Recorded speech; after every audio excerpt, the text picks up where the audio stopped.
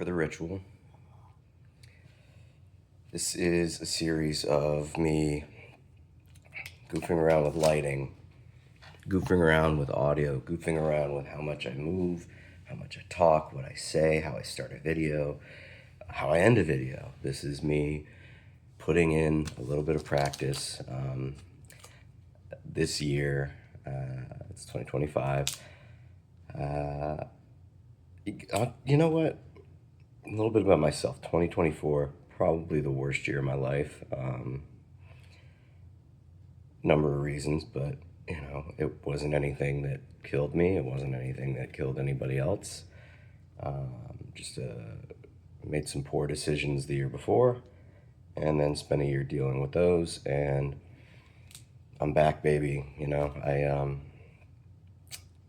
spent some time getting some things together. Part of the situation was getting back into a vehicle, and in getting back into a vehicle, I had to purchase a vehicle. I sold really not a huge amount of cards I own, and had $8,000 worth of money from Card Conduit, not a sponsor, just a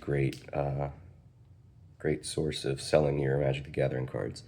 With those $8,000, I bought a vehicle, and so I am, paying on the vehicle still. I bought a 2023 something or other. Anyway, the point is I did not go into the money I get from work. I did not go into my savings. I did not do some weird side hustle. The side hustle was just pricing out cards and selling them. Those are cards I'd had collected over 30 plus years, and now here I am, 37. I bought a new phone out of necessity. It's a Pixel 9, Google Pixel 9, not a sponsor, just a great product. And I bought a Sony ZV-E10. I think that's what I bought. I have not been into film in a very long time. Not into creating film in a very long time. So this is a journey. That's my 2.5 minute intro. See, this is the rambling too much in the beginning. So I'm gonna make a concerted effort to open a pack in the first 15 seconds next time. And I will tell you about the pack I'm opening right now. So Commander Legends is a very cool set. Very, very cool set. I'll start with some common strategic planning, Spark Harvest, Spark Tongue Dragon, Flood of Recollection, Ivy Lane Denizen. So Ivy Lane Denizen I remember playing. Another green creature enters the battlefield under your control, but a +1/+1 counter on target creature. Yeah, like that, it's good for draft. Dragon Mantle, classic Dragon Mantle. Wildheart Invoker, Elvish Doomsayer. So when this dies, each opponent discards a card. Like mono black, hate the table deck. Azure Fleet Admiral. This is a Monarch card. Monarch's great. They really dumped some Monarch into Commander Legends, so this energy become the Monarch, and it can't be blocked by creatures the Monarch controls. So introduce Monarch and then pass it around. 9th Bridge Patrol. Whenever another creature you control leaves the battlefield, put a +1/+1 counter, and this gets big fast. This and Elvish Doomslayer makes sense together. Sentinel Spider, just overcosted spider with vigilance and reach. Pirate's Cutlass. When it enters the battlefield, attach it to target pirate. Yeah, pirate synergy. I'm trying to remember before I go too deep. Definitely elves. The pirates, clearly, there's probably 3 pirate relevant cards there. I feel like there were some dinosaurs in the... Definitely some dragons, but... The other thing, Commander Legends, little too much of a focus on worrying about planeswalkers. I just don't think planeswalkers are like something we need to worry about. having targeted removal for, I don't know. The meta I play in, someone plays a Planeswalker, somebody else kills it on their turn. Like, it just, we don't let those sit around. They're either too powerful or they're absolutely weak. So, Benevolent Blessing. This is a great card. So, flash, enchant creature. Benevolent Blessing enters the battlefield. You choose a color. Enchanted creature has protection from the chosen color. This effect doesn't remove auras and equipment you control that are already attached. Yeah, I've got a couple of trying to remember names of commanders. I've got Wylith, that just gets absolutely stacked with equipments and auras, and I have Light Paws. Are two commanders that I like. I've been dwindling down the amount of commander decks I have. I definitely had upwards of 40 decks, and there's no reason to have 40 decks unless you're, Josh Lee Kwai or somebody on YouTube that's like getting paid on a weekly and monthly basis to play Commander, and you need to switch it up for content's sake, or you're creating new decks every week for content's sake. I don't do that. I play at a local game store. I have a lot of fun with it. I don't intend on anything about my YouTube channel being gameplay oriented. That's just not what I want to do. I want to play on a YouTube channel. That'd be awesome, but it's not going to be my channel. This is going to be about the gathering in a different sense, and this is going to be about the storytelling and the world building and the physical world building that happens because of Magic the Gathering, the people that we meet. I want to introduce you to friends I have that I know because of Magic the Gathering, friends I have that I became closer to because of Magic of the Gathering. Did I say Magic of the Gathering? There is Magic of the Gathering, but that's not the name of the game. It's Magic the Gathering, and I know that. Okay, let's just go back to the cards. Horizon Scholar. Flying Horizon Scholar enters Scry 2. The Sphinx are a very interesting card type. I feel like a lot of them are overcosted. Make a stand. Creatures you control get +1/+0 and gain indestructible in a turn. This is probably a card that at the time was good or great or okay. You're building a great many tokens or creatures or whatever. But if this was printed tomorrow, it would cost like 2 white or something. This would not be 2 and a white. Gilt Leaf Winnower. Menace. When it enters, you may destroy target non-elf creatures. Power and toughness aren't equal. So the support for Golgari elves was probably the big thing here. It was like, here's a mono black elf. We had Elvish Doomsayer. Seraph Greatsword. So here's a mythic. So mythic from Commander Legends that says equipped creature gets +2/+2, and whenever a equipped creature attacks the player with the most life or tied for the most life, you create a 4/4 white angel creature token with flying that's tapped and attacking that player. So it's just a way of doubling down on putting combat into the game. They put Monarch in here.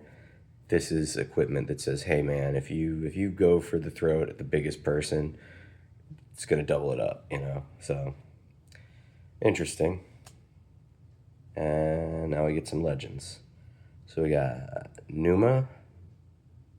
At the beginning of combat on your turn, you may pay XX.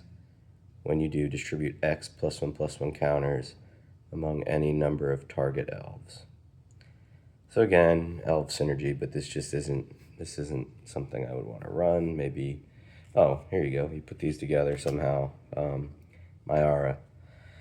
When Myara, Thorn of the Glade, or another elf you control dies, you can pay 1 and 1 life. If you do, draw a card. Yeah, I don't know that those synergize really well. Here we go. Okay. So let's just start with, I tried to make, this is the token, and I'll show you the rare thing. Salamander Warrior, there was I'm put the commander's name in the comments. Some of you know who he is. Like a salamander expert or salamander analyst or something, and you just basically keep giving salamanders to everybody, and then you have protection from salamanders. And it was so cool because like in the first couple of pods you'd play with that, people just wouldn't know like what's going on. And then they all have salamanders, and they either can't attack each other or they do attack each other. But then you can just get through, but they can't hit you. So I don't know, just funny BS. I thought it was a good meme deck. This is not a meme deck. This is a great card, Kadama of the East Tree, and it's that great, cool foily treatment from Commander Legends. I don't even know if that's doing it justice. Like, does that look better? Okay. But yeah, Kadama. Getting all the Kadamas, the East, the West. Commander Legends had the East Tree. It's got Reach. As it should be saying, 4 and 2 green. It's a 6/6 legendary creature spirit. It's not tree folk. Reach, and then whenever another permanent enters the battlefield under your control, if it wasn't put onto the battlefield with its ability, you may put a permanent card with equal or lesser converted mana cost from your hand onto the battlefield. And there was some combo. You get this out, you get something with landfall abilities out, and then you would just put like Gruul Turf down and bounce it or something. There was some cool, tricky BS things with like 0 mana value things or 1 mana value things that then have a 0 mana value card come into play that bounces. And then whenever another permanent enters under your control, probably Rograk, and then you Gruul Turf, bounce the Gruul Turf, Rograk, Gruul Turf, bounce the Gruul Turf, you know, however that would work out. Yeah, that's a good card. Anyway, yeah, now that I said all that out loud, I hate Rograk back in your hand. There's some loop with that, and I don't know if I described it good at all, but that's the beauty of, I'm opening packs and I don't know what's in them. And I'm not going to research a whole set to open a pack necessarily. Maybe I will. And the other thing is, the goal is to have this be a series where I have 2 packs of whatever it is we're opening. I have a guest that opens the other one. And the goal there is I have 2 packs of,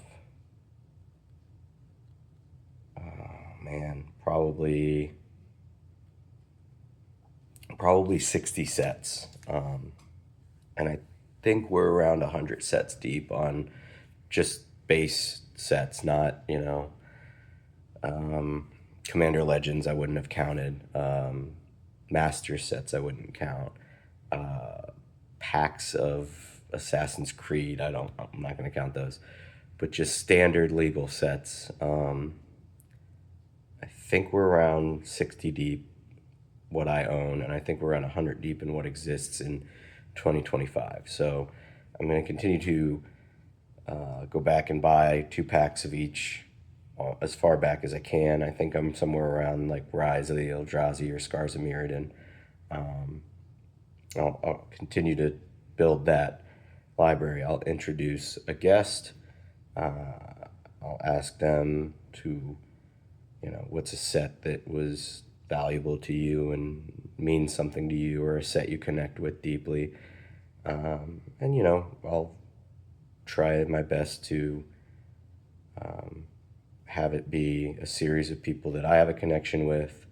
And if the channel goes anywhere, the end goal would be, how do I get to sit down with the professor and have that same kind of conversation? I've got more scripted questions to ask that I think are relevant and that people will want to know. But yeah, right now it's just me rambling and checking audio and seeing our videos that I already had editable, need editing. I don't know. We're figuring it out, man. So yeah, so far been roller coaster of pack openings. Kadama's a decent pull for sure. Maybe not the best thing in the set, but I wouldn't be shocked if it's like one of the best 20 things I could have pulled. Yeah, got a Triome out of Ikoria and got a really niche standard card out of a pack of Theros Beyond Death. So just gonna ride that roller coaster. Maybe there's a point where I have like a little whiteboard in the back and I just tally up like this was a pull, this was a bust, you know. So all right, catch you on the next one.